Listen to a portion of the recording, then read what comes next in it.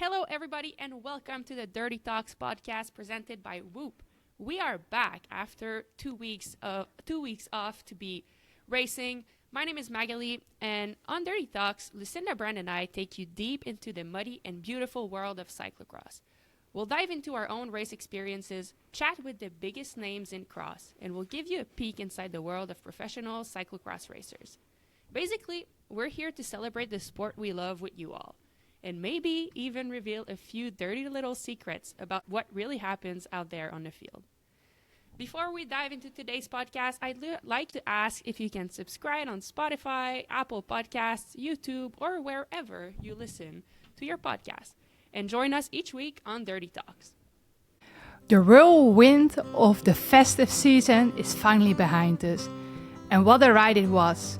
For me, 10 days racing in 16 days meant pure gales, relentless mud, and barely a moment to catch up my breath. After crossing the last finish line, I packed my bags and flew straight to the sunny Spain. Here, under the sol brilliant, I'm taking a moment to recuperate, with good food, warm weather, and some much needed rest. But the season waits for no one, and soon enough it will be time to dive back into the madness. This week it's time for the national championships, but while the racing world's eyes are on those titles, this Canadian, Dutchy and, spoiler alert, British legend have their sights fully set on next World Cup races and ultimately the ultimate prize, the rainbow jersey in Leuven. Join us as we dive into the action, the build-up and the stories from the heart of cyclocross. Let's get dirty with Lucinda Brand and Maghalie Rochette.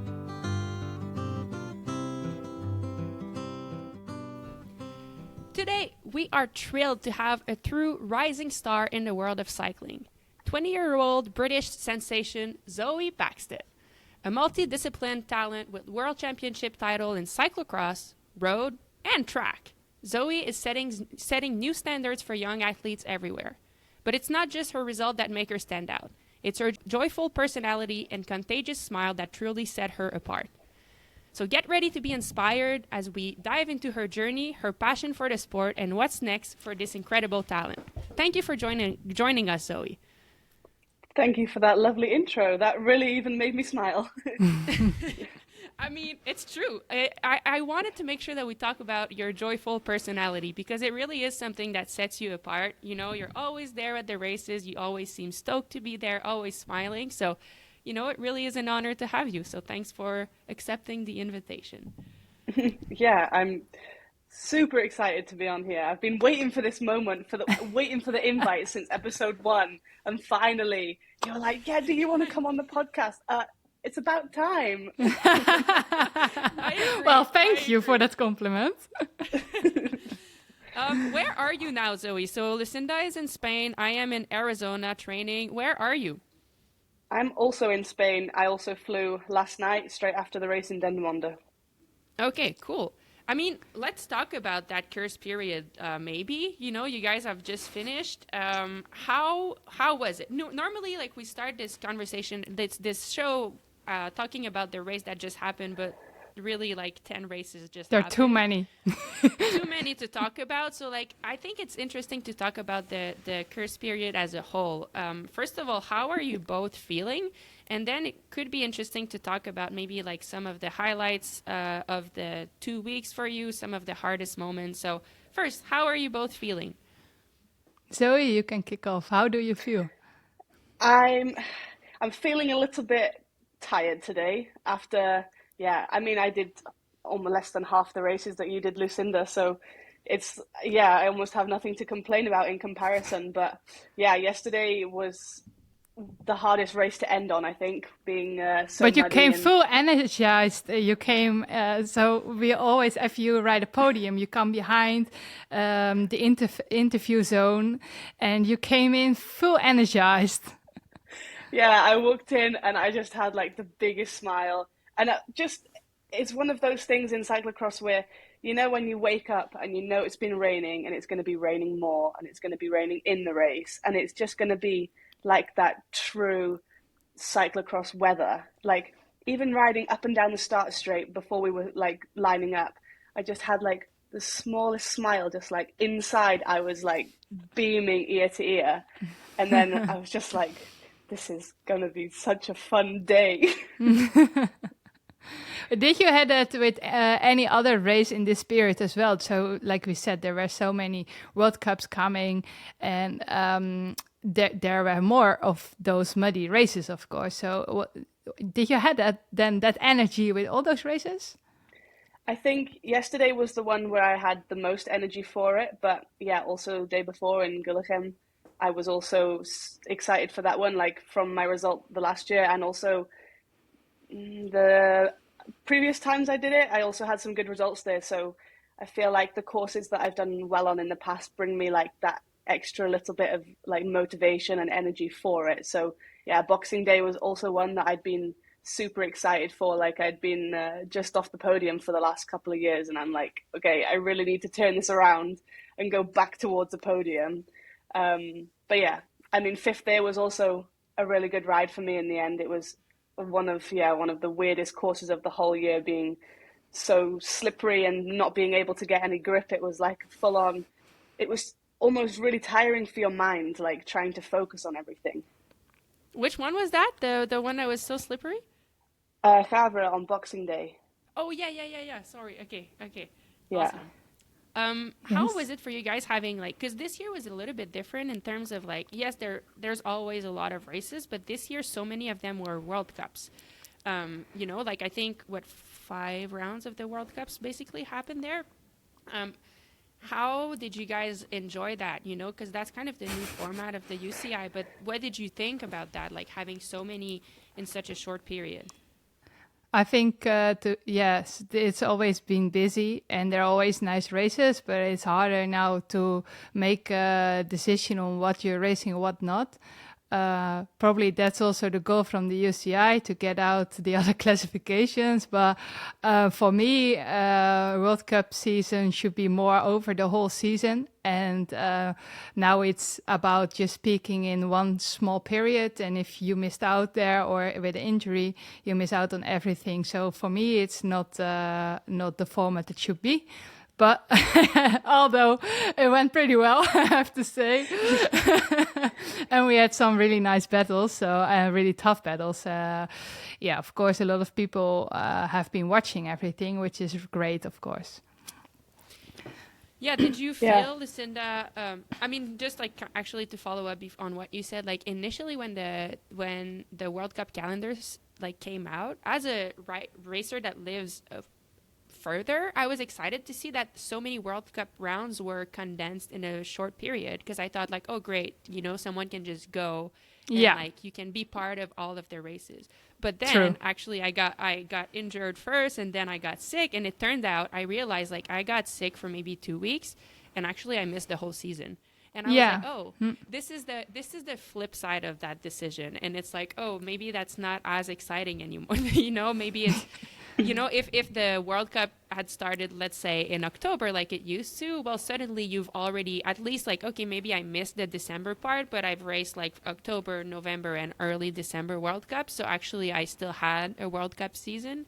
So like it is interesting what you said. Like I had not seen it that way initially, but now that I've been in a different situation, I'm like, oh, yeah, maybe there is a downside to it. So anyway, they'll keep trying and find a format that works. But I hope so. Back to the Kerstperiod. How did you guys feel? Lucinda, you did 10 races. Did you feel like you were able to keep your level, keep your energy throughout all of it? And if so, like how? Did you have any special recovery tips or? I was a bit. I'm super surprised how everything went, because actually. The first hard part was Hulst, Zonhoven, Mol. It was a 3-day race already. And it started super well, but I felt like it was mentally really hard to be ready. Cyclocross is not only that physical thing, but you need to be so ready in your head to be so focused and pumped up for it. And I really felt that I lost that, and I was like, oh, there we go again, And I was like, oh, if I have that feeling now already, there's still so much to come. Even if I will take out a few races, it's going to be really hard. But somehow, and maybe it helped with the fun courses, with the weather that made it so fun and made it different from like Gavre was super exhausting, hard. And then you had Based on Soul, which was super hard, but totally different way of slipping around. And all those changes, I think, really helped to really enjoy it and get the keep that flow, or even get it more back, I have to say. And I think that was the most important thing to be able to perform that well. Of course, all the recovery you need to do and so on, but having your head there is the most important thing. And somehow I managed to do that. So yeah. What about you, Zoe? What did you think? You know, do you feel like you managed to keep your energy? I mean, it looks like so because you had a great result from beginning to the end. But you know, how did you feel throughout? And did you feel like it was hard to keep that level of energy up? Yeah, I think, let's say legs wise, I feel like my legs maybe even got better towards the end of like the racing block, like having those more like those extra days of racing in my legs maybe even gave me a little bit extra. But yeah, I think like most people, I got a little bit run down, a little bit sick between Boxing Day and Besançon. So like those two races, my body wasn't feeling 100% either. So yeah, it's like such a short period of time where you've got all of those races. Like you say, you've missed like the big block now because of sickness, or like you missed that one period where like the most important races are, let's say, and if you're sick or something, it's not a great time for that to fall, you know. But I think generally I managed to do quite well. My coach and I planned out the season, and just really only focusing on the World Cups for the majority of it, and adding a few extra races in for fun, let's say, just because the courses are good and I enjoy them. That's how I... So that's why you did the double from Gullegem. Although you loved Dendermonde, you said, I can do it with less freshness. Exactly. Yeah, basically a little bit. But like, that course is from my home 20 minutes or something in the car. So it's really not far. And it's like, it feels even more special to race there because it's a home race almost. And I won there last year and I've typically had good results there. So then I'm happy to be on the start line. I'm excited for it. You know the course a little bit. You know from last year what you did here, and this part was running last year, but now it's riding, or the course has changed slightly. And I really like start to look at both, the course from last year, the course this year, and like looking at so many different things. But it's the fun part that really keeps me like fresh up here.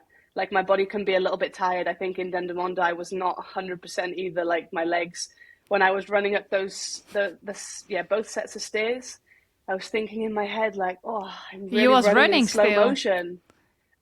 One moment you were walking and I just started walking behind you. Thank you. You're welcome. I gotta give the people these secrets, you know. Maybe they don't see that on TV. No, it was like stepping step by step. Yeah, really. Super slow, like slow motion for everything. But I want to go back actually to like the beginning of this very busy part. So we know, of course, you as a rider who loves the mud and the heavy courses, but you told me already, like, I also really love Zonhoven. And then you had a really good start and you was leading a long time the race till I passed you.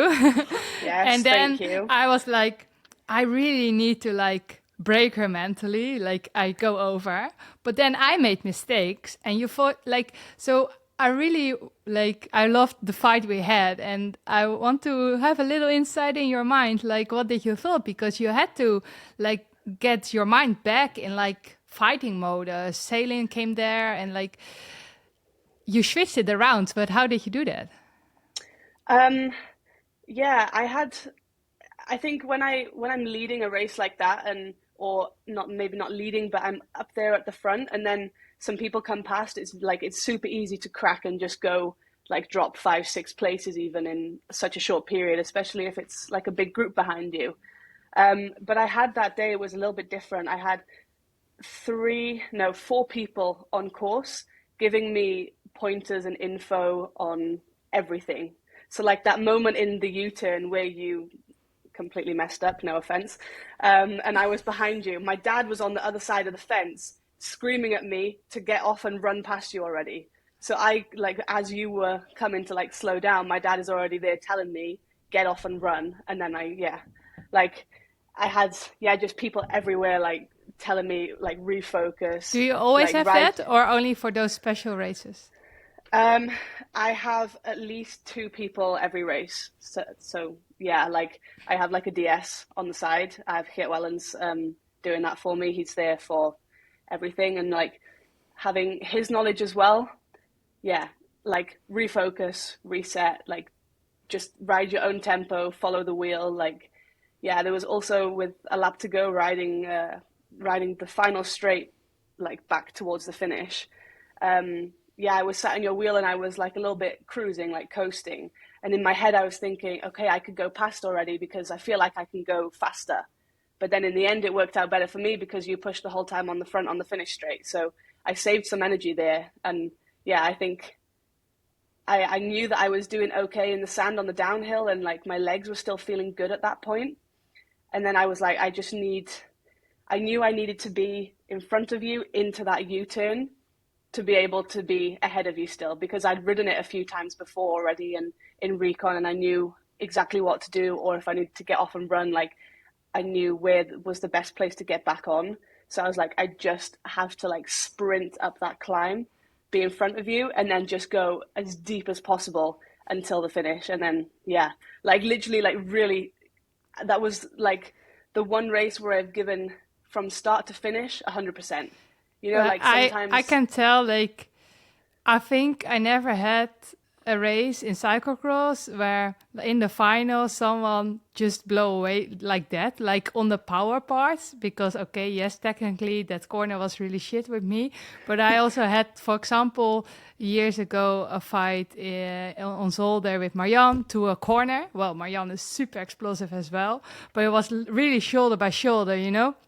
And I was really impressed with the power you could get out of your body, like in the last lap, because that's not so easy, and especially not in the sand. Thanks. Yeah, I appreciate that. That's really nice. Yeah, I was like, I have 5% left in the engine. I just have to give that. And like, Wow. I really need this second place. Like that's, my best World Cup result, you know? Yeah, So it was a good I was race. like, I have to fight until the end. And then I'm thinking afterwards, you know, I was only 6 seconds or something down on Selena. I'm like, okay, maybe if the finish line was at the top, I would have been able to get her. But it's so easy to say all of this after and be like, yeah, if only the course was different or something like that, then it would have maybe been my day. But yeah. Yeah, that's awesome. Thanks for sharing the inside of your mind and the inside battle. You know, I also want to touch on like one thing you said initially, because Lucinda's question was like, how did you switch your mind, you know, from like when sometimes you get past? And I love that you said the people, like what the people on your side, on the sideline told you, because that makes a big difference. You know, your dad told you start running already. And that's like so much in the action. And it's not just like, let's go, like, don't give up. You know, it's not like it's a random thing. It's an action that you have to do, and that keeps you in the moment. And then your mind can't even go to like being negative or being like, oh, I got past. It's like, oh, I got to get off the bike now. And then suddenly like you're right back in it. And I think like it's a testament to like how great your support system is as well, because like they know that, you know, your dad experienced it, of course, as a racer, but he knows like, okay, this is gonna get her like to stay in the race. And I think it's like interesting that you shared that, so thanks for doing that. Yeah, he also like I'm not let's say I'm not an easy rider to deal with. Like my mind is very strong with certain things, so it's really like he's learned over the years of being at races with me what things make me like go in a positive mindset and what things can really like be negative towards my performance, you know? So it's always like, also with the other people that I have in my like surrounding team now, they all know, okay, this thing will maybe not help her, but if you say the exact same thing, just with the words in a different direction, that's it. That's like the best thing that you could say, you know? So yeah, like really also working with everyone and talking to them, and most importantly, having them wear extremely bright stuff so I know exactly where they are on the course, and then I can really like from my peripheral vision, like focus on where they are, what they're doing, what their like hand movements are or something. Do you ask them where to stand? And did you told them that you really hated certain ways they said it, and that's how they changed it, or they just learned by the like how things went? I think sometimes they learn from body language, but yeah, I feedback afterwards if I've had a bad race and I'm like, yeah, not having a good time after, like in my head or something, then they understand maybe something went wrong somewhere, and like I will tell them, I will communicate with them. But yeah, for where they stand, I try to get them somewhere that I can see them at least twice a lap, like 2 times. Yeah. So, or if there's one place like in Dendermonde yesterday on top of like that big hill where you go up like 75 times. Yeah. In between all the crowd. Exactly. Could you actually hear them then? Yeah. Yeah. Good. Like leaning over a little bit on the fence, like for when I'm there, like so I can really see that they're there, and then you listen. Mm-hmm. So yeah, trying to just also so I know where they're going to be, and I little bit look out for them, and then I can take that information. That's awesome. Cool. All right. We have many more questions, but maybe we first. Yeah, exactly. There's so much more we want to talk about, but before we kind of dive more into the Zoe interview, what we almost did already. We almost did already, but that's perfect. That's perfect because now people are hooked. Yes. People will want to keep listening for like more Zoe wisdom. Exactly. And actually, we might ask some of your wisdom now. So, as you know, this podcast is presented by Whoop, and Whoop really is it. And you wear the Whoop. I know you wear the Whoop, like you've been wearing it for a while already. And Whoop is a tool that's there to help us reach our goals. And so we thought that today, since it's the beginning of the year, we thought it could be cool to share with people some tips about how you set goals, you know? Do you have a few things, Zoe, that you'd like to share of like how you decide to set your goals and how you manage to follow them? You don't have to tell us the goals, but just like we thought it'd be fun to, I don't know, share a little bit about that and kind of help people if they want to set goals, like how do they do that? Exactly. Can they learn from professional cyclists like you guys how to do that? I'm probably one of the worst people to answer this question, but okay. I love to set like super big goals for myself sometimes that maybe are unrealistic or something. But yeah, for those goals that I really want that are quite big, I then try to set a time frame of when I want to achieve them by. If it's not this year, then it's in 2, 3, 4 years time, you know, like I put in a lot of the time into perspective of my age. Like I'm still young. I still have time to do these things. Let's say I want to be road world champ, or I want to win the Olympic road race or Olympic time trial. Like, yeah, obviously Olympics is a difficult one because it's for the road in 4 years time still. So yeah, that goal is already almost set there because it's the time frame is there. But yeah, even for each week or something like this, just creating smaller goals to reach before you reach that big one, like stepping stones to get to the big goal. That's probably how I try to do it the most. Like, let's say we put it into a race perspective, just trying to get through almost half a lap, then another half a lap, and then try and do 1 lap, like just constantly pushing or something like this. Like really breaking it down for me is the way that I'm able to like comprehend the bigger goal in Yeah, that makes sense because like if you set like a huge goal, let's call it, I mean, whatever it is, you know, and I think like that's where like a coach is also helpful because it takes the goal and then it like he tells you, okay, but what is going to be required to reach these goals? And there's like some mental stuff, there's some race experience, there's some like physical, fitness that we need to get, some technical skills, and then they will build a plan something that you can follow every day. And to me, like, I'm so glad there's coaches for that because otherwise it can feel same. Well, it does. Otherwise it can feel so overwhelming because you have the goal and you know like, okay, this is it. But then like you wake up the next day and like, what is the first step to get, like, what is the actual thing I can do to get there? And I think, like, that's what, like, we have a team around us to help us, you know, kind of break it down, as you said, to know every day what do we have to do to get there, and can we, like, check a little box every day that, like, day by day, you don't feel like maybe, you know, that one training you're not necessarily at your goal yet, but the accumulation and the consistency of, like, doing something one step toward your goal every day, and suddenly you're there. And I think, like, as I said, we're lucky to have, like, some people to help us make this plan to get there. But I think it's the same with everyday goals. You know, if people have a goal about whatever, writing a book, well, it starts about writing a page, and, like, you have to make a plan for yourself about where do you think, like, I and think, and most important also is set the goal because you want to do it, and not because you think it's something that is part of the world, or, like, you know, so many people say, oh, I'm going to sport more this year, but if you don't feel it inside, sorry, then it's not going to happen. You can maybe keep it up 1 month, but you need to first look in the mirror. What do you really want, and what do you think is realistic to reach at some point? And then it's so much easier to follow than just actually something that you think the people around you are expecting from you. So. So right. It's really got to be something that you believe in, believe that you can do yourself. Yeah. And if you don't believe that you can or do get it, happy then, from. Exactly. That it's something that you're really driven towards, you know?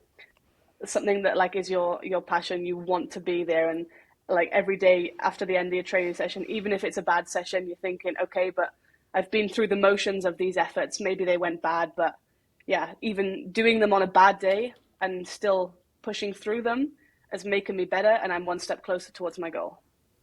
Yeah, I love it. And then finally, like, on the goals thing, like, do you guys have a way of making sure you're keeping up with the goal? Like, do you sometimes go back to something you wrote and say, like, am I on track? Is that something that you do to, like, keep up with your goals?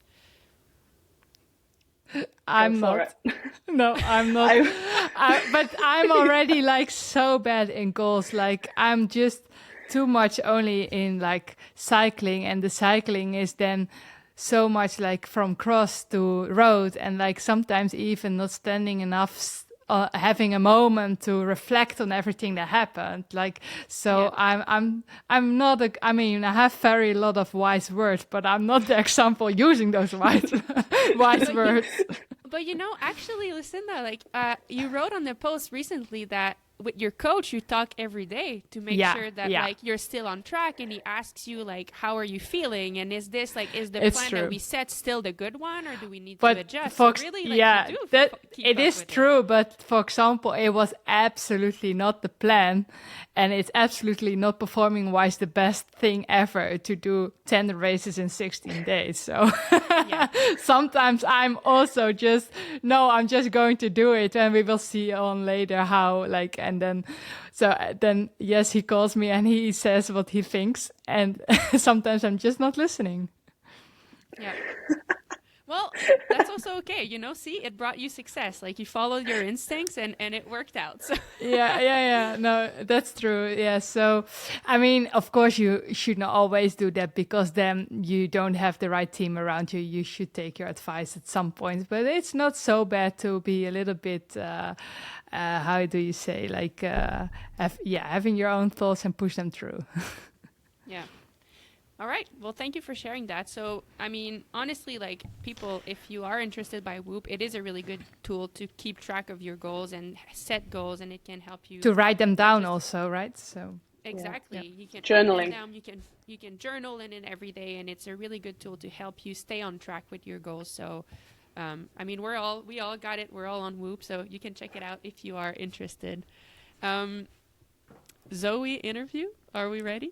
We continue where we left. Part 2. We continue. All right, maybe we start at the beginning. Earlier this season, I think in the road season, Zoe, you had some illness. I think it was Epstein-Barr. Is that what it was? Yeah. So I bet, like, this was not how you expected necessarily the road season to go, and I'm sure it was, like, a hard moment for you to go through. And I was curious if you're willing to share, what did you learn from this period where you had to take some time off, and how did this time off, do you think, kind of influence your cyclocross season, which it seems like it's going super well, but can you share a little bit about that? Yeah, I first got sick at the end of May this year. So I was at Ride London at the time, and I was just like, yeah, really having some bad days on the bike and didn't really know what was happening. Just thought I had a cold, that kind of thing. And then went back to my doctor in Belgium and did the load of testing and came back as Epstein-Barr. So yeah, that was like that initial moment when I got the text to say that it was that. Like everyone knows what it is, or it's like quite a common thing to know about like the virus. So yeah, when you see that moment and it's like, okay, it's Epstein-Barr, you can't ride until all of your levels are back to normal and everything is like your body is fully responding to everything, and just, yeah, you feel good again and heart rate is fine and all of this stuff. So yeah, that was really a tough time. I think in the end for me, I was really lucky with how long I was off the bike for. It was only 1.5 months. There's more people that have been off for half a year, maybe even longer, still struggling with it. So I really got lucky with how my body reacted to it. And yeah, just generally like looking at it afterwards, I feel like it's a really weird thing to say, but I was super lucky with how it was. I mean, obviously in that moment when it was around the time of Olympics, and yeah, then all of my teammates are going, and yeah, they're getting the new bikes and all of this stuff, and like going to kit fittings and getting all of the stuff like around the Olympics. And I'm sat at home like not able to make it to the supermarket without needing a nap, you know? Like it was really to that point where I couldn't, it was from my bed to the couch and then back again in the evening. Like I really was just not able to even like go to the kitchen and make myself a meal. I was that bad for a while. So that really put a big, like hold on my season really. So yeah, towards the end of the year then it was like I did Simac, which was in October, which normally is quite a late race if you're a cross rider. So going back to something we said earlier about the cross season being shorter, for me this year it's really benefited me because that meant that I didn't miss any World Cups at the start of the year when in theory I was still racing the road bike. So in your original plan, it was not supposed to be road racing still on that point? No, I think my plan was originally to end after Worlds and then take like an off season then, and then train up and race cross and come back in. I think probably would have been before Euros, but now I came back in the weekend after Euros and then, started my season like end of November. Yeah. And did you, on the moment, like your very first reaction when the doctor told you, like, did you stressed out? Like, what was your very first reaction? Like, well, he wrote the text as it was, it's called mononucleosis, I think. And I don't know it by that name. So then I'm Googling it and I'm showing my girlfriend and she was like, okay. So this is great. This is really great. But you can't do anything now because you have, and then she was like telling me. So it was great for her, or what, that you was home? She was like telling me more about it and I was completely clueless. And and then I was like, okay, I do know what it is. Amazing. And then, calling my dad, calling my mum, calling my coach, like all of the team, tell them I've got this because, then the races I'm selected for already, I need to be out of the program and I need to find new riders for it. So, and then speaking with the team doctors and speaking with my doctor in Belgium and just really trying to put a plan together then and see, when do I go back for my next blood test and, how often I need to go and get bloods done to check the levels and check how my body is responding to everything. And basically then I was like, okay, I wanted, like, my original thought was but maybe I can still be back on the bike in 2 weeks time or 3 weeks time, and I can maybe still make it to the Olympics if they want to select me, and all of this stuff. But really tough period for that. No, really, it really was not possible. I remember I did one ride outside. I think my first ride outside, like since getting back on the bike, and it was like around the day of the time trial, and I was doing like 100 watts, and my heart rate was higher than that. And I was just at one moment I literally just pulled to the side of the road and sat on the floor and cried for a bit. I was like, how is it possible? You know, it's like such a, you don't know how you get it or whatever, and then you go one moment being in peak form. Like the weekend before I got sick, I was second in Antwerp Port Epic. So how do I go from having such like good form and everything being spot on to being 2 weeks later even like on the couch the whole day, not able to do much? That must be a strange feeling. Yeah.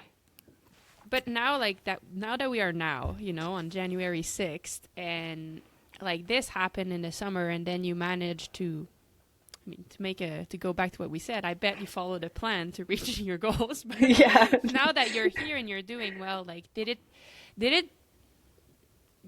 it give you a little bit of confidence, like to see what you were able to overcome and to see that, like, okay, you know, maybe in the future, if I get sick again, it's not the end of the world. Like I am able to get back to a level. I can, you know, if I'm healthy and if I'm rested, I can actually build back. And of course, like in the moment, it feels like you're missing out on all the opportunities. But like, how do you feel now looking back to that period and how you came out of it? Like, does it make you feel more confident, or that, you know, you can overcome like hard stuff if you're patient and if you just like, I don't know, how does it make you feel?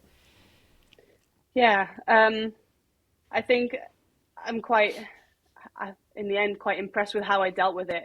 Again, I had a lot of support around me. I had so many people that I could contact every day about so many different things if I had any problems, and like I had someone to go to for everything. And just like the support I had being told, okay, but maybe you want to be back on the bike already, but we're not looking at short-term like goals right now. Those are all, let's say, out the window for this year, but we're looking more at long-term health. And if I want to still be racing in 5, 10, 15, whatever, I don't know how old I'll be then. 15 years time, if I want to still be if I want to still be racing then I need to really take that extra time now. If I'm ready on the bike in 1.5 months, but I take an extra week or an extra 2 weeks even to make sure that I'm 100% clear of every part of the virus, then do that. Because right now I'm still young and I still have that time to, maybe not make all of my goals that I'd set for the year, but still be able to ride my bike in the future, you know? But it's super strong what you tell, and it sounds super wise all, but do you have a mental coach for this? I mean, if I look to myself, having those setbacks afterwards is always so much easier to talk about it and to reflect on it. But in the moment itself, it's a different story for me. So did you got some help, really took a mental coach, or how did you do that? I was working with one at the time, and now I'm working with a different one that, found through my dad, basically. But really, I talked a lot with like a psychologist around the time, and just explaining how I was feeling every time and all of these things. And he was like, okay, but you're doing like really good right now to even comprehend, like to, just know that you're not going to be on the bike in time for, let's say, the Olympics, which was, one of my big goals for this year. So like I was already able to understand and go through the process that I wouldn't be at the start line, but I needed someone to back me up, that I was saying the right thing, that I was thinking the right things, you know? Like I still wanted to push myself to be there, but I needed 2-3 people, even like my coach, my parents, then people from the team, the doctors, my doctor in Belgium. Like I had so many people saying, okay, like you're thinking in the right way. We're going to take it easy, and you will be on the start line for the cross season. Let's say, like, let's make the cross season our goal. We say We do the races at the end of the season for the road. The results are the results. Just go there to get the race days in the legs. And then we focus on the cross season. And then every interview I do for the cross, especially at the start of the year, was what are your goals? What are for the whole season? And I'm like, once people know the summer I've had, I really take it each race at a time. One race can be incredible. The next day I can be, not feeling my best and really not on a good day. So it's really just, it put into perspective of just thinking of every single race as it is there and then. Don't think of anything further. You just think of what's happening that day and focus on everything that you can do to control control the outcome of that day, That's really strong. It's not so easy. I mean, she's only 20. Oh my God. Yeah. What's still coming? Yeah, I mean, actually, you know what, Zoe? This was a question we had from a fan asking to you, Now that we talk about your age, they were asking, how does it feel already being, so good at such a young age? Do you feel more and pressure? Getting that pressure also from the name already because of all the things your dad did, your name is really hanging in there, Yeah. It's a weird question. Sorry, I don't want to put you on the spot. No, it's fine. No, it's I get it all the time. People are, how do you deal with the pressure, these things? And then it's really, again, trying to control the things that you can control. But is that also why you are so wise already? Why you can reflect that way you do now? What you was telling us, maybe it maybe made you quicker an adult in that way. Yeah, I think a lot of people say I'm quite mature for my age in some senses. Let's say I'm still a 10-year-old at heart, but I will try my best. Don't worry. For those things where I need to be more mature and turn on a real adult brain, I can do that. But let's say for pressure, from the outside, from the media, from fans and spectators, you can't control what they're going to say, but you can control the pressure you put on yourself. So then it's really just trying to, let's say for World Champs last year, I was really quite nervous for that one because I felt like I really wanted and needed to win it for cyclocross in Czech. And I was just trying to control the amount of pressure I put on myself, and leading into it, I get super nervous for something like that because it's a championship race. I think that's quite normal. But then as soon as I'm on the start line and the lights go out, I'm a completely, I don't feel anything. I don't hear hardly anyone shouting. I'm in the moment. I hear those people that support me, and that's it.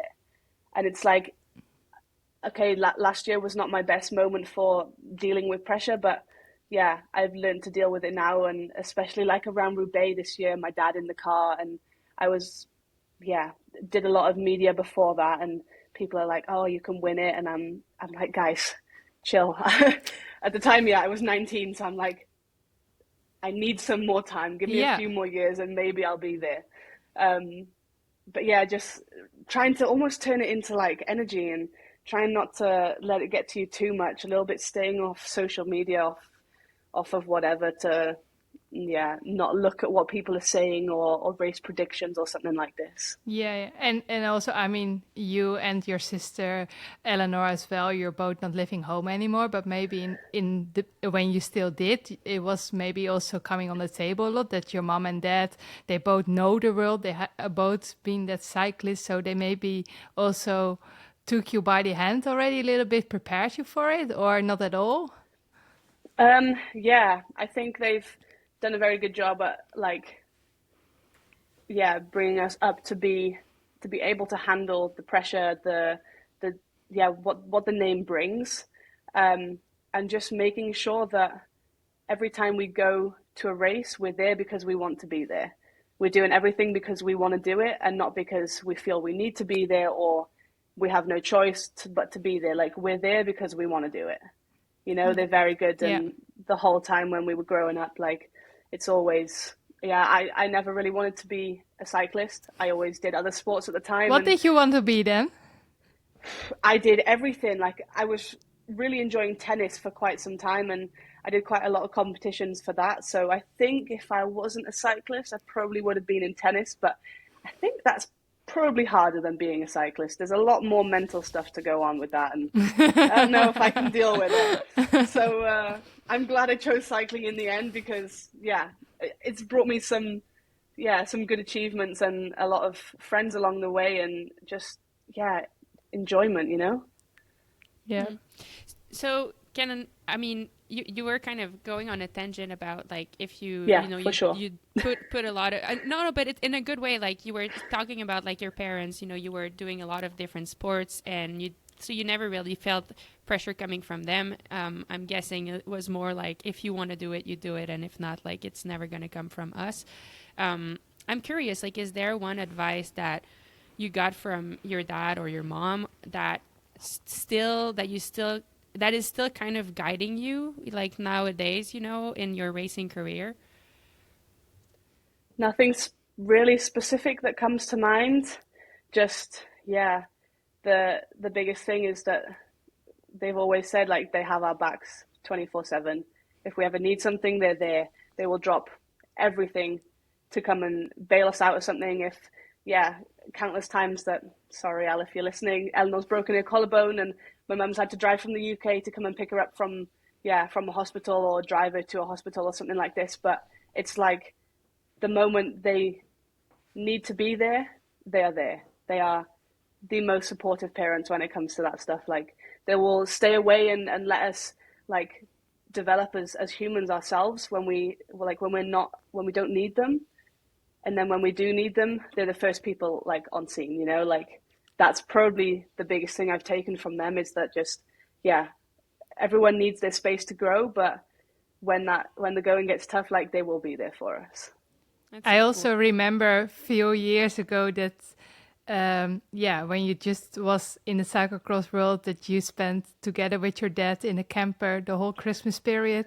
And I think your mom and sister only came once over. Like, so I think, yes, maybe the moments from the broken collarbone are even more important, but that also shows how supportive they are. Yeah. For cross especially, my dad, when he was commentating and didn't really have so many ties in the winter, he would we spent, like, a whole winter together living in a camper, just going to as many cross races as possible, drive the day before to the start, and we do a little bit of riding, have some fun, and just really just go on a camping trip. If I'm honest, it wasn't too much more than that. There wasn't too much seriousness going on, and just, we'd road trip a few places, and if we wanted to go somewhere to go training in between, then we do that. But then also having my mum and sister come over, and my sister's husband as well, like, also my grandparents coming over, and, like, the whole thing is, it's really all just like, straight away my family, and it's so nice that they awesome. support us in everything we do. Yeah, I love that you share, like, that support part, because it seems like sometimes maybe, like, from the outside, people will think, like, oh, both her parents were professional cyclists, so it must be like she must get so much pressure from them. But actually, like, what you just shared, and I think it makes sense, like, what you just shared, like, they don't actually, they're there to support. And I think it makes sense opposite, because it's the opposite. Like, they have both lived it, and they know what helps. In terms of, like, on the receiving part as an athlete, they know what helps. They know what feels supportive. They know exactly. And it feels like, now that you say that, I'm like, oh, it makes so much sense that they would offer exactly what is needed. They would offer, like, just what is needed, and not the extra pressure. Sometimes I feel like maybe some, you see it, like, in the, like, soccer, like, in hockey, whatever sport, like, the parents will put so much pressure because they're like, they live their dream through their kids, and they're hoping that the kids will, like, flourish and become that professional athlete. But for them, it's like, they live their dream, they know what it was like, and now they just want to be the best support they can be for their daughters. And so it's really cool that you shared that, because it seems so healthy, and it just seems like such a cool family. Yeah, it's cool. It is. And so earlier you told, like, especially about Zonhoven, that your dad gave you the advice, but as far as I know, he never did cyclocross himself, did he? Now, there's been a few occasions, like many, many years ago when I was first starting cyclocross. But we're talking not even national level, like local races, that kind of thing. There is a few pictures. So you know more about it than he does, but you still take his advice. Yeah, of course. But so is that also like you are the one who brought Geert Wellens to the team, right? So is that because you take the advice from your dad, but he doesn't have that cyclocross experience. He has that athlete experience being in the cycle world, but not the cross world. So what is he bringing extra for you? Yeah. Well, my dad obviously has the brain from racing, so knowing like the split second decision to change something or to do different. But Geert has got so much racing experience and so much just general knowledge of the sport that, yeah, I've learned everything I've learned from cyclocross has been from when I joined his team in 2020, maybe. Yeah, I don't even remember. It was a long time ago now. But yeah, like when I changed and joined his team and I really started doing more cyclocross specific stuff and going to trainings with him and really learning how he used to be as a rider, as a racer, and just all of it, like all of the knowledge of every single course that he has, of every single type of condition there could possibly be, every corner that's got a rut, like 3 different ruts, he knows exactly the one to be in. Tire pressure, he knows it just by pressing the tire. Like, it's something that you can't, like, it's just him. Like, he has all of that knowledge just from racing so much. It's not something you can get in every person, you know. So having the support of that and having him really just focusing on me and everything I need, he will do it, and he will listen to me when I do a recon and I stop on the side and I say, okay, this section is like this and this and this, and I want to know how this is happening and what are these people doing and what's the line here and what's the line there and am I doing this okay and blah, blah, blah. And he's like taking it in, doesn't really say much, and then just 20 minutes later comes back, it's maybe a WhatsApp or calls me or I see him again and he's like, bam, bam, bam, bam, bam, this is what's happening, this was perfect, maybe you can change this, follow this person, watch this line. Like, yeah, he really is so focused towards me and making, but also really calm then. Goals. Yeah, really calm and understanding how I work. I get very energetic and hyper towards races like this, and when I'm maybe even a little bit nervous, then I start talking more and more and more and faster, and he then knows just let me do that, let me get through that moment, and then I take in all of his information after, and it's like, the setup we have is really perfect. I love it. It's cool how you work for that. Yeah, how you put your you'd made that decision. So it's very strong, of course, to say I want this, and then it's also working really well. It looks like so. So far, so good. Yeah, I'd say so. It's really cool. I mean, a few times, like in this conversation, it came about like you talking about your entourage, like the people around you, the people that you selected, that you chose to have around you, and it seems like it's really powerful for you. What is interesting is I read somewhere that your biggest inspiration is your sister Elanor. Can you tell us why? I mean, for people, I'm sure a lot of people know, but she's also a road racer, just signed for UAE. She was Lucinda's teammate actually for a long time on Trek. Can you tell us why Elanor is your biggest inspiration? Why is it that you learn from her? I learn a lot from her. So when I said earlier I didn't really enjoy cycling for a while, it was like her influence and watching her training and going to team events on the weekends and during the week and everything that really made my decision to like focus on cycling like even easier. Like I would do her training in the week that she was set, and I would sit in her wheel when we go out on the road every day. And really I was just following my big sister, you know. And then over the years she's had broken legs, broken collarbones, sickness, like all of these different injuries and different setbacks, and every time has come back stronger from them, you know. Like, yeah, she's probably in the road scene one of the biggest engines there is. And yeah, you tell her to sit on the front for 50, 100 Ks at this power and she will do it. No complaints, nothing. Like, she is really just that one person that will just sit there and fully commit to her team. And yeah, even being in a different team to her, but watching her do that and yeah, celebrate those victories that she has with her teammates as well is something I like to see as a sister, you know, not as a competitor, but as part of her family. And yeah, just, she's also always there for me, and she'll come and stay with me in the classics, and I get to like, yeah, see a little bit more of her lifestyle and how it is different from my team to her team and all of these things. So yeah, just really, she's also like, yeah, just I keep saying it, but just yeah, just such a nice person, a good person. She really looks after everyone that she can in her team, and always, even if she sees me in a race and maybe I'm not having a good day, she'll just check in on me. Like, she will be the big sister. She is always the big sister to anyone. Also her teammates. Maybe Lucinda, you've seen this over the years as well. Like, she's the mum of the team in a way. Yes, yeah, so she's like. Yeah, maybe not in her age, but definitely yes. No, you can put her everywhere, and if you ask her a job, she will definitely do that. And I even said sometimes like that she also should not forget her own goals and put those in front some moments. So and yes, I know that she also talks this way about you, Zoe. So she's super proud on you as well.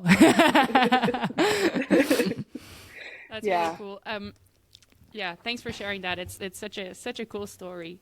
Do you have a few more minutes, Zoe? I know we are already almost an hour. How far in, are we? We have a few more. We have a few more questions that are. I have as long as you need. Okay, fantastic! Great. Awesome, thank you. All right, a fan wanted to ask you. We've observed, and the people have observed, that you are on tubeless tires this year. Yes. We think probably the only top rider. Is that correct? In women's cycling, In women's, yeah. In the men's, there is also some on the same tires as me. So yeah, tubeless setup. Awesome. How does it feel? Exactly. How does Tell us everything.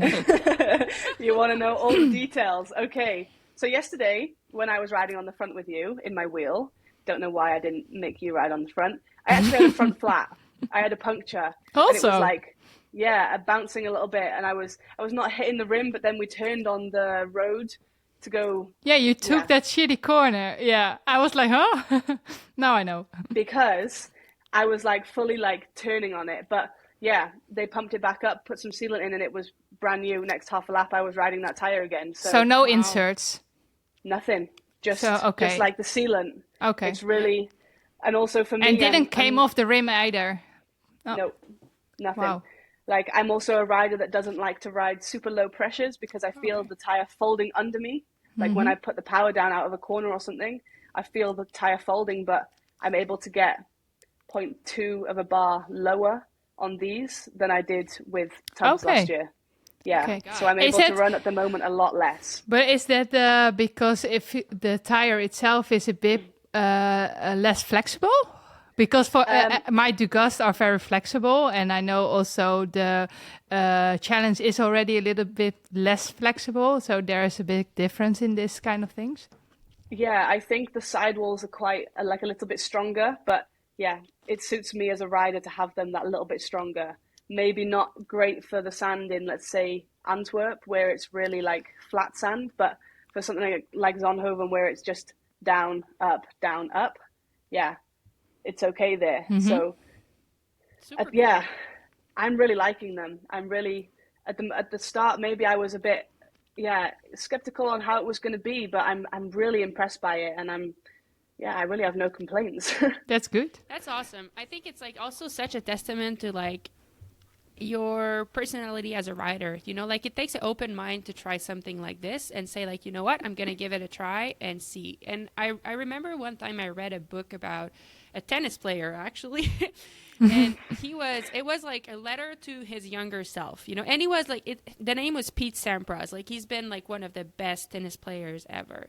And letter to his younger self, he was like telling himself, he said, you know, like, new technologies are going to come in and you're going to be reluctant to try it. You're not going to want to try it. And because he, like, as in his career, he didn't try it. He was like, no, I want to keep with what I know.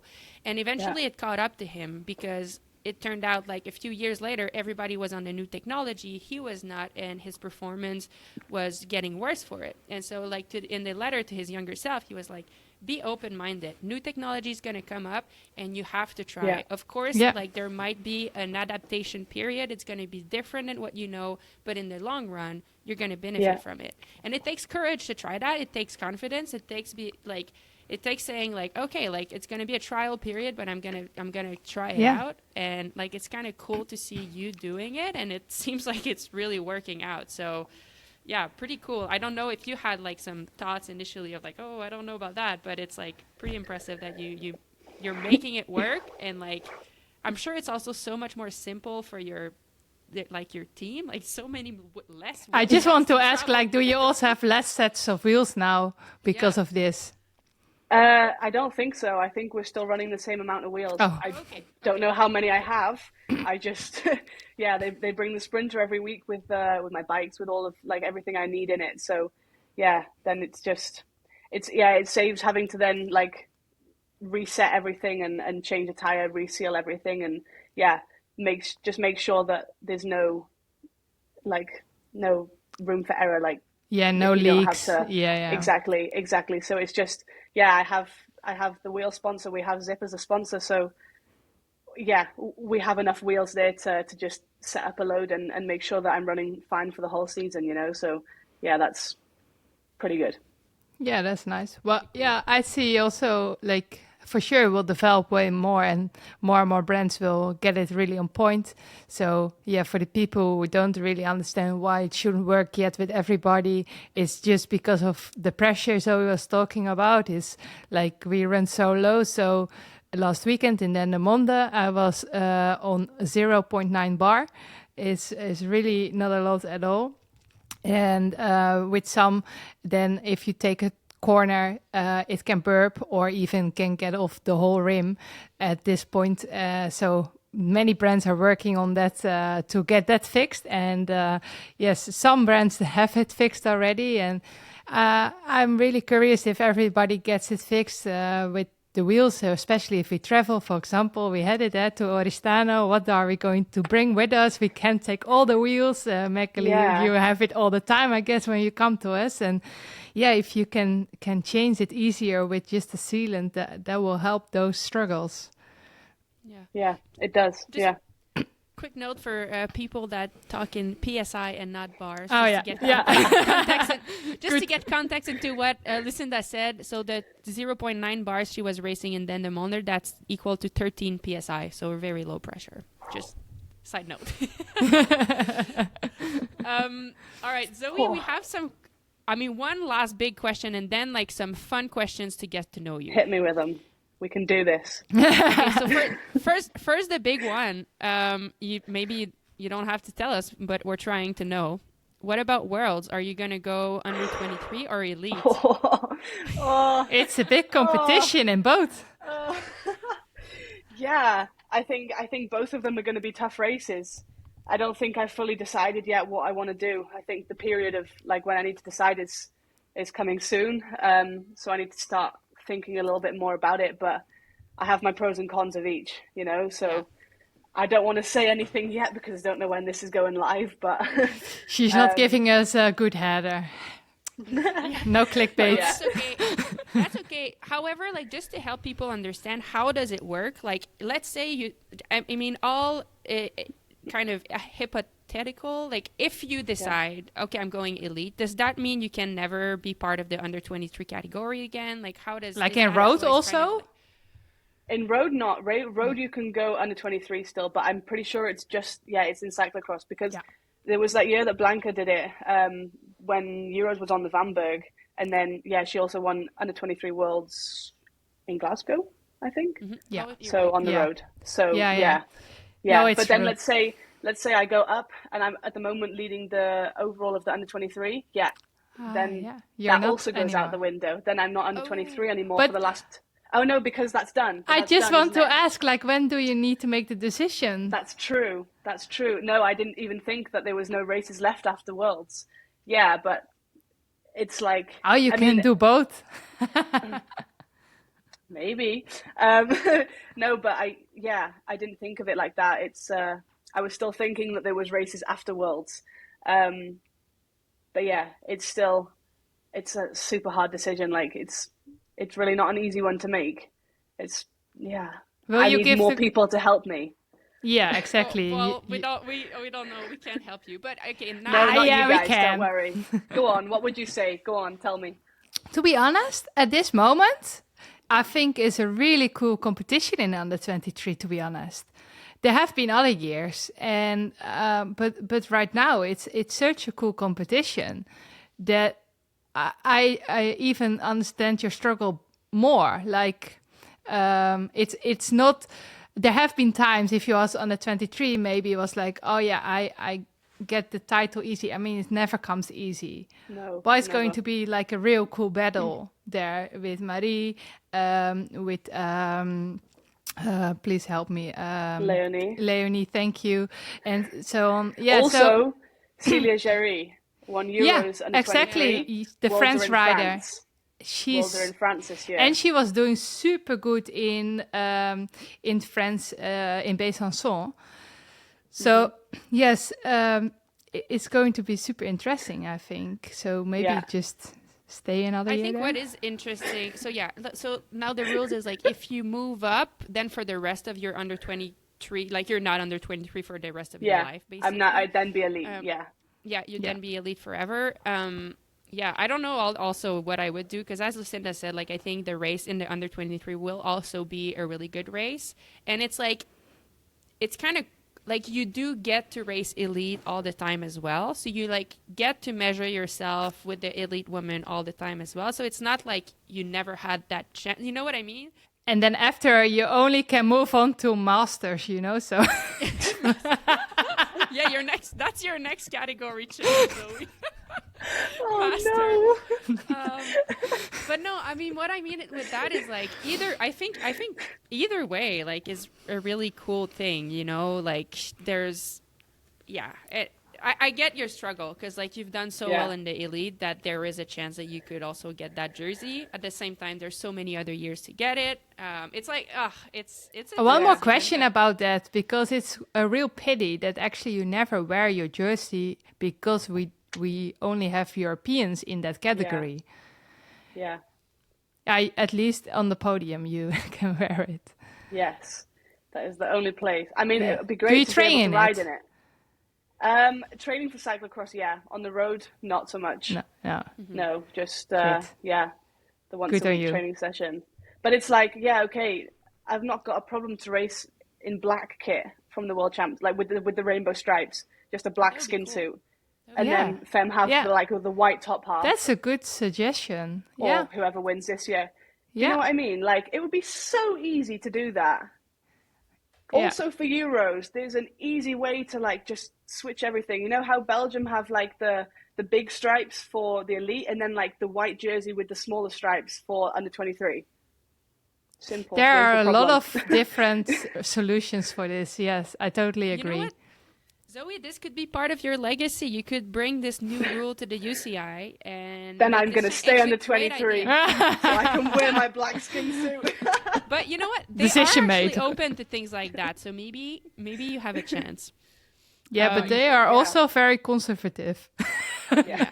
So Yeah. we will see. Let's stay tuned.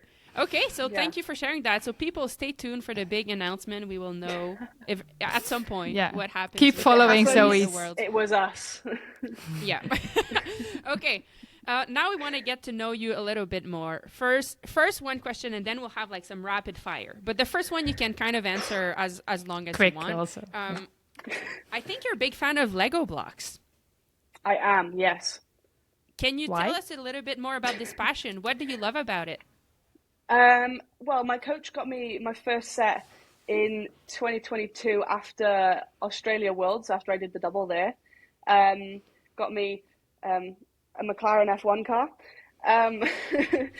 So that was my first Lego piece, covering the Red Bull logo. No, yeah, that was my first piece, and then I really I just a little bit fell in love with it for a while. I've not built so many recently, but just like, especially when I first went pro on the road, being able to come back from a race and just put on a show on Netflix and like watch that whilst I'm building the Lego, like really just helped me to turn my brain off, or just put on some music and just like really made me disconnect from the world for a moment and just like, it's me, the Lego bricks, and whatever is, if I've got music on, then it's just the music, you know, like just being able to decompress from a tough week away or a few days away, or maybe something didn't go as well as I'd hoped, then yeah, it was like really like a little bit my safe place to be able to just have some Zoe time, have some me time, and yeah, come back to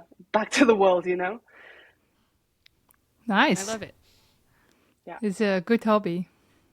It is. It's fun to be absorbed in something and then also see the progress. And then once you finish, you build something. Like there is a satisfaction in that, where you like with your own hands, you build something, and the time that you did it, you felt like just kind of absorbed into something. And I like that because it's like something that's happening in real life. And I think nowadays, like it's so easy to turn on like one of the gazillion Netflix shows that is out there. Yes. You know? Well, it is so easy. Like, I have to recover like Netflix or like Instagram, whatever it is. But like something that you're actually Don't use your doing brain. with your hands and your brain. It's so nice. I love that you're doing that. What's the favorite and then like set you've made? Sorry. Favorite one. But well, go ahead. actually, You were going to say something. Well, yeah, I've got them hanging in my house, like some are on the walls, and then in different places I have some different pieces. So it's like a little bit also decoration. Like when you walk in the front door in my apartment, I have like this cabinet. It's got the McLaren on one side and Ferrari Daytona on the other side. That's probably my favorite piece. I bought that in 2023, I think it was. Wait. Yeah, in Besançon. I was at the race when I was with EF. We were there for a few days between Benidorm and the race in Besançon. And we went like for a walk one day past a toy store, and I was like, let's just go in, like take a look around, see what's in this like toy store in the middle of France somewhere, you know? And I walked in and there was just this one box left. And it was like, yeah, just the one piece For you. was there. It's a sign. And I was like, it's just calling my name. Yeah. It is. And I've got pictures on my phone. Like we stayed like 100 meters away from that same hotel. And I've got pictures on my phone. I was looking back of me like walking down the street just with this giant box like on my shoulder. And then I was like, oh my God, this is so much fun. And yeah, I mean, I had some battles with that project. I built a few pieces wrong. So I had to take it apart a little bit and then rebuild it. But like the finished product and seeing like the engine and like seeing all the little details and knowing that you've done that literally just with your fingers, and sometimes like having to chew a piece to get it off if I've done it in the wrong place.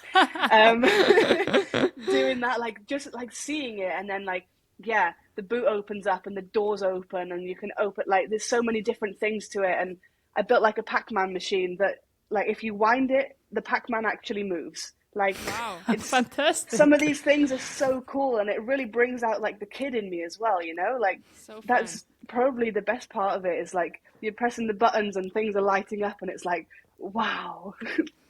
I love it. Lovely. Why race cars though? Are you like a big fan of racing cars? I love Formula One. I really also like, around the same time that I got my first Lego piece was kind of when I really started following the Formula One, and I went to Silverstone this year to watch the race. I was there with Red Bull. And just like, that was the first Formula One race I'd been to ever. And then being there with Red Bull and like seeing a little bit more behind the scenes of stuff, and like, it was just so cool. And then you hear the cars go by and everything that's going on around it. And it's like, yeah, just super exciting. It's like a much higher level of what, like of our sport, you know? Yeah, you're right. Okay, I love it. That's awesome. Okay, now we have some rapid fire questions. So you have to first thing that comes to mind. Okay. Okay, Lucinda, you should start with we should alternate. So you start with the first one, and then I go. With Oh, the I second start? one.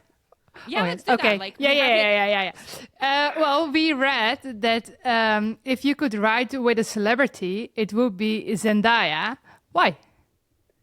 Yeah, because she's really cool and has a good energy. I feel like that would be fun. Cool. What is your favorite Zendaya movie? Yeah, bad question. Yeah, all of the Spider-Man, she's in them. I love all of the Marvel movies, so we're going to go with Spider-Man. Spider-Man. Love it. Big Marvel fan over here too. Good, Okay. same. Second question: if you could go to one concert for free, which one would it be? It could be also an artist that is dead. Like anything is possible. I feel like Adele or Coldplay. Yeah, there we go. Both. Two. I'm sorry, you get two answers. No, two answers is good. Which country would you like to visit and why? I'd love to go to Greece. I've never been there. Just feel like it would be a really nice place to go on a beach holiday and get a good tan. Oh. If you were not a cyclist, what would you be? Tennis player or a couch potato. Couch potato. You could also be a Lego developer. You could also work at Lego, develop Could. some pieces. How cool would that Yeah, that would also be fun. That would be. Maybe that's like my post-cycling career job. be? Maybe. Okay. There we go. I found the one. You found it. Oh yeah, and we want to know your favorite thing about Wales. I mean, we know you live in Belgium now, and you call it really home, so that's really nice to hear. But my favorite thing about Wales, my family being there, and like the mountain roads, and being by the coast, and yeah, the quiet roads that you get, especially let's say in West Wales, where I did a lot of riding when I was younger. Yeah, it's just. Is that what the people should visit, those hills and country roads? Yeah, you should come to South Wales. Come to Cardiff. You'll have a great time. Love it. So an underrated cycling destination, maybe Wales. Yeah, absolutely. You should visit. Cool. Bring your rain jacket. Please do. Yeah, that is a necessity. And finally, how many languages do you speak? We're curious. Do you speak Welsh, Swedish, and Dutch, and English, or because Dad is Swedish? I think girlfriend is speaks probably Dutch, and then maybe you speak Welsh. What do you speak? You're really overestimating my ability here. I speak English. I understand the most basic level of Welsh. I understand the most basic level of Swedish, and I understand the most basic level of Dutch. That's already way more than a lot of people. One of the above. Yeah, my cousins are I don't know how old they are, very young, and yeah, they speak better English than I speak Swedish. So a little bit embarrassing on my behalf, but we go with it. They go with it. Yeah. That's great. I feel like we got to know you pretty well about that. Okay. Definitely. We're approaching the end of this, Zoe, so just a few more minutes to hang on with us, please. There is a section on our podcast called The Pro Insight, where we like to ask our guests if they have an advice to share with our listeners. So it can be an advice about anything you want. It can be about, honestly, anything you want, like following your dreams, or an advice that you got that stayed with you, or whatever it is. But do you have an advice that you would like to share with our listeners? It's going to sound super, stereotypical, but for me, it's always been just having fun is really what I've been all about. Just from the moment I was riding properly, riding a road bike, a track bike, cross bike, mountain bike, time trial bike, really just doing whatever it was that made me happy, training for the track whilst being doing those intervals on the mountain bike. Yeah, just doing what makes it fun. It really keeps the joy for the sport alive in me, and just really takes the the focus away from everything about the cycling. It's just going out and riding your bike, riding with people, and just having good fun on a group ride. Stop for a coffee, stop for a cake, like just generally doing whatever it is that makes you happy, and just keep doing that. Don't ever stop doing like what makes you happy. I love it. I love it because I was going to ask, how do you keep it fun? And then you kind of kept elaborating about it. And it seems like, maybe I'm wrong, but it seems like you're kind of allowing yourself to listen to your instinct a little bit about, oh, I feel like it'd be cool to ride with people. Oh, I'm excited about my mountain bike. I'll ride on this. Oh, it seems like this, you are in touch with that and kind of listening to what makes you happy and following that. Is that correct? Yeah, for sure. Like even now, like if I've got a road training session, if it's an endurance ride or something, maybe there's a mountain bike ride on in the area. It's like €8. You go and just follow the signs for 60, 70K. Yeah, that's perfect. Like what more could you want? Then it's maybe raining or it's muddy on the floor, and then you're getting covered in mud again, and just really just having some fun. Oh, I'd say it so much, but just making sure you have fun. And really, that's the one thing I go on about so much. Sorry to say it all the time, but yeah. Zoe has fun when she gets dirty and when it's hard. Exactly. When it's like yesterday and you are head to toe in mud, the best days on the bike. I love it. I mean, Lucinda, are you not inspired? I mean, we're learning so much from Zoe, right? I love it. It's so it good. is. But I am happy to be in Spain where it's sunny. Wow, raining today, but it's going to be dry and warm. Sun will come. Don't worry. It comes. Absolutely. So what is next for you guys? Actually, kind of looking ahead, are you both not racing nationals? No. Okay. Not this year. No nationals for Zoe? No. No. Okay. Because of the plan towards the World Championships, right? Yeah, it makes more sense for me to go on training camp, and I get now 2.5, almost 3 weeks in Spain. So yeah, then I get a good training camp. I race the Benidorm World Cup, and then go home for that double weekend, and then it's Worlds already. Yeah, exactly. What about you, Lucinda? Yeah, so we take this on the Monday already, and I just announced and decided to not race. It has been so busy, and normally I'm the one who advocates for racing your championship, so it's a real pity to let it go myself, and also, of course, having been the champion for last year. So not to defend the jersey is also a big thing, but it has been so busy, and like Zoe said, this brings a 2.5, 3 weeks chance of training, and my last training is from somewhere before Hulst, which is a long time ago.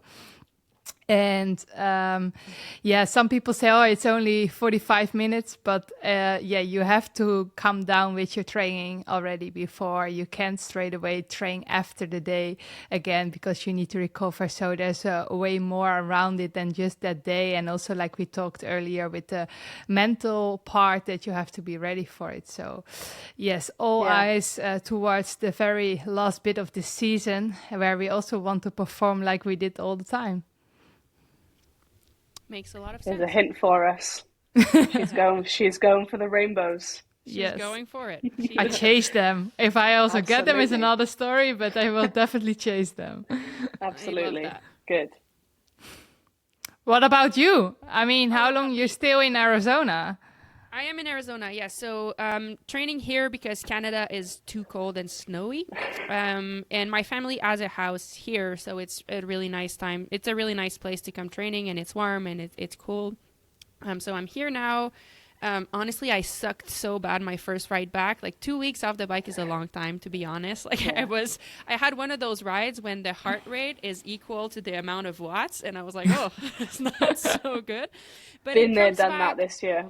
Yeah, it comes back, and like already yet like the day after was better. So I'm kind of trying to build back some fitness and try to finish the season on a positive note for the last 2 World Cups. So I'll be there for the double weekend and Worlds. Yeah. So, for me at this point is I want to finish on a positive note. I don't Exactly. necessarily have a result in mind, but I want to prepare well until then and just have a race that I'll be proud of and that I feel like I did my 100%, and I would be happy with that. So for now, like that's kind of what I'm working towards. Working Just- on.